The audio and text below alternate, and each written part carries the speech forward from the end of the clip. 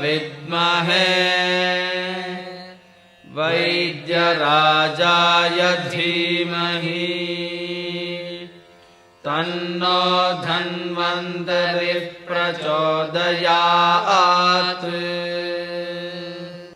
ರಾಗಾದಿರೋಗಾನ್ ಸತತಾನುಶಕ್ತಾನ್ ಅಶೇಷಕಾಯ ಪ್ರಸ್ತುತಾನ್ ಅಶೇಷಾನ್ ಔತ್ಸುಕ್ಯ ಮೋಹ ರತಿದಾನ್ ಜಗಾನ್ ಯೋ ಅಪೂರ್ವ ವೈದ್ಯಾಯ ನಮೋಸ್ತು ತಸ್ಮೈ. ನಾವು ದಿನನಿತ್ಯ ಮಾಡುವ ಚಟುವಟಿಕೆಗಳಿಗೆ ಒಂದು ನಿರ್ದಿಷ್ಟವಾದ ಸಮಯವನ್ನು ಸೂಚಿಸ್ತಾರೆ.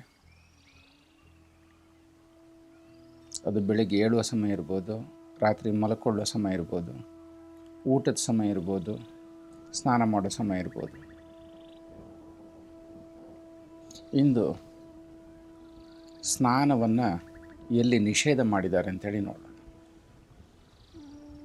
ನಾ ಸ್ನಾನಂ ಆಚರೇತ್ ಭುಕ್ತ್ವಾ ನಾತುರೋ ನಾ ಮಹಾನಿಶಿ ನಾ ವಸೋಭಿಃ ಸಹ ಅಜಸ್ರಂ ನಾವಿಜ್ಞಾತೆ ಜಲಾಶಯೇ.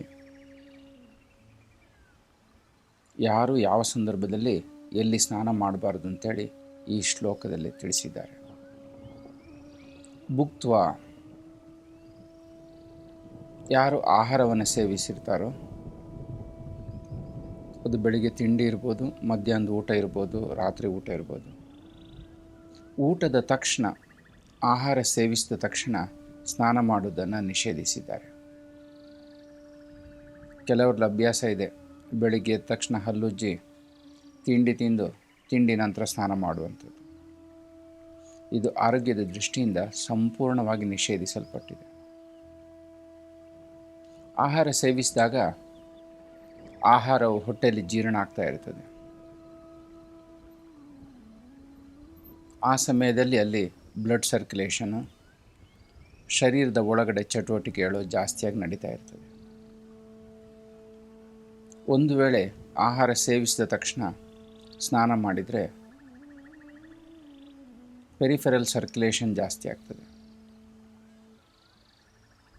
ಆಗ ಅಲ್ಲಿ ಜೀರ್ಣಶಕ್ತಿ ಸರಿಯಾಗದೆ ಜೀರ್ಣಶಕ್ತಿಯ ತೊಂದರೆಯಿಂದಾಗಿ ಇತರ ರೋಗಗಳಿಗೆ ಕಾರಣವಾಗಬಹುದು. ಈ ಕಾರಣದಿಂದಾಗಿ ಆಹಾರ ಸೇವಿಸಿದ ತಕ್ಷಣ ಸ್ನಾನವನ್ನು ಮಾಡುವುದನ್ನು ಪೂರ್ತಿಯಾಗಿ ನಿಷೇಧಿಸಿದ್ದಾರೆ.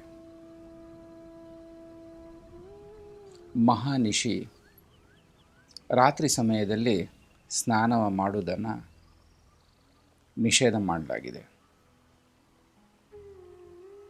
ರಾತ್ರಿ ಸಮಯದಲ್ಲಿ ಆರೋಗ್ಯದ ದೃಷ್ಟಿಕೋನದಿಂದಾಗಿ ಸ್ನಾನವನ್ನು ಯಾರು ಸಹ ಮಾಡಬಾರ್ದು. ನಾ ವಸೋಭಿಃ ಸ ಅಜಸ್ರಂ, ಅಧಿಕವಾದ ಬಟ್ಟೆ ಬರೆಗಳನ್ನು ಹಾಕಿಕೊಂಡು ಸ್ನಾನವನ್ನು ಮಾಡಬಾರ್ದು. ಸ್ನಾನ ಮಾಡೋ ಉದ್ದೇಶ ಅಂತ ಹೇಳಿದರೆ ಶರೀರದ ಶುಚಿತ್ವವನ್ನು ಕಾಪಾಡಲಿಕ್ಕೆ, ಶರೀರದಲ್ಲಿ ಇರಬಹುದಾದಂಥ ಮಲ, ಕೊಳೆ, ದುರ್ಗಂಧ ವಾಸನೆ ಇವುಗಳ ನಿವಾರಣೆಗಾಗಿ. ಒಂದು ವೇಳೆ ಅಧಿಕ ವಸ್ತ್ರ ಹಾಕ್ಕೊಂಡು, ಅಧಿಕ ಬಟ್ಟೆ ಬರೆಗಳನ್ನು ಧರಿಸ್ಕೊಂಡು ಸ್ನಾನ ಮಾಡಿದರೆ ಸ್ನಾನದ ಉದ್ದೇಶ ಸಫಲತೆ ಆಗುವುದಿಲ್ಲ. ಆದ್ದರಿಂದ ಸ್ನಾನವನ್ನು ಅಧಿಕ ಬಟ್ಟೆ ಬರೆಗಳನ್ನು ಹಾಕಿಕೊಳ್ಳದೆ ಅತ್ಯಂತ ಕಡಿಮೆ ಬಟ್ಟೆಯನ್ನು ಹಾಕಿಕೊಂಡು ಸ್ನಾನ ಮಾಡುವುದನ್ನು ಶಾಸ್ತ್ರಗಳಲ್ಲಿ ತಿಳಿಸಿದ್ದಾರೆ. ನಾವಿಜ್ಞಾತೆ ಜಲಾಶಯೇ,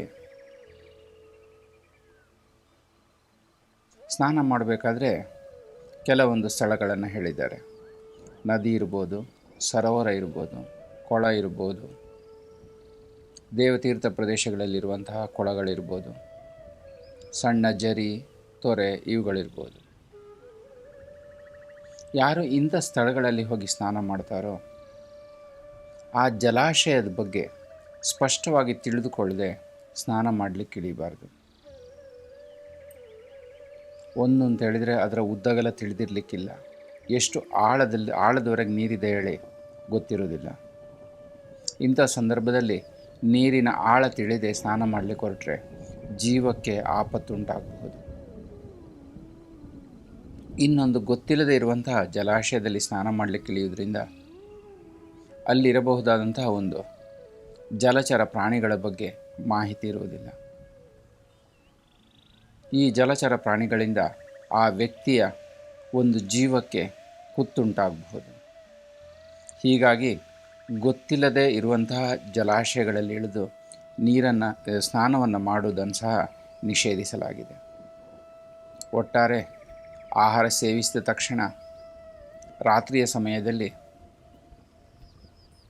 ಅಥವಾ ಅಧಿಕ ಬಟ್ಟೆ ಬರೆಗಳನ್ನು ಧರಿಸಿಕೊಂಡು ಹಾಗೂ ಗೊತ್ತಿಲ್ಲದ ಜಲಾಶಯಗಳಲ್ಲಿ ಸ್ನಾನ ಮಾಡುವುದನ್ನು ಸಂಪೂರ್ಣವಾಗಿ ನಿಷೇಧಿಸಿದ್ದಾರೆ.